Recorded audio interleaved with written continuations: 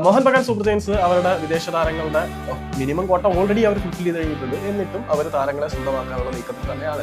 കഴിഞ്ഞ സീസണിലൊക്കെ അവർക്ക് വേണ്ടി വളരെ മികച്ച പ്രകടനം കാഴ്ചവെച്ച സ്കോട്ടിഷ് മിഡ്ഫീൽഡർ ഗ്രേഗ് സ്റ്റുവർട്ടിന് പകരം ആരായിരിക്കും ഇനി ആ ഒരു പൊസിഷനിലേക്ക് വരിക എന്നുള്ള ചോദ്യത്തിനും അവർ ഉത്തരം കണ്ടിട്ടുണ്ട് എന്ന് വേണം ബഗാൻ എക്സ്ട്രായുടെ റിപ്പോർട്ട് മനസ്സിലാക്കാൻ.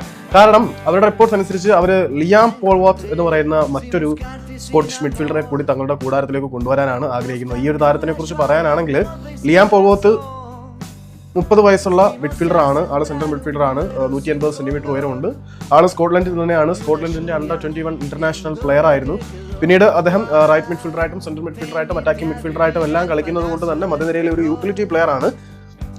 ഒരു പ്രശ്നം എന്താണെന്ന് വെച്ചാൽ പുള്ളി അദ്ദേഹത്തിന്റെ കരിയറിൽ ഇതുവരെ കളിച്ചിട്ടുള്ളതെല്ലാം സ്കോട്ടിഷ് ക്ലബ്ബുകൾക്ക് വേണ്ടിയിട്ടാണ് എന്നുള്ളത് ഒരു ആശങ്കയാണ്. അപ്പം സ്കോട്ടിഷ് സാഹചര്യത്തിൽ നിന്നും ഇന്ത്യൻ കണ്ടീഷനിലേക്ക് വരുമ്പോൾ ആളെങ്ങനെ തിളങ്ങും എന്നുള്ളതൊക്കെ ഒരു ചോദ്യചിഹ്നമാണ്.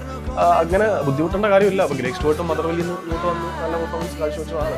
ഇപ്പോൾ ഒരു അഡാപ്റ്റേഷൻ്റെ ഒരു പ്രശ്നം ഉണ്ടാവും എന്ന് ഒഴിച്ചു നിർത്തി കഴിഞ്ഞാൽ ഈ ഒരു ലിയാം പോൾവാത്ത് എന്ന് പറയുന്ന മധ്യനിര താരം അവർക്കൊരു അസറ്റ് തന്നെ ആയിരിക്കും. പിന്നെ ആളിന്റെ പ്രൊഫൈൽ വെച്ച് ഞാൻ തള്ളി കയറ്റുന്നൊന്നുമില്ല. അത്രയ്ക്ക് ഒരു അതിഭീകരമായിട്ടുള്ള പ്ലെയർ ഒന്നുമല്ല.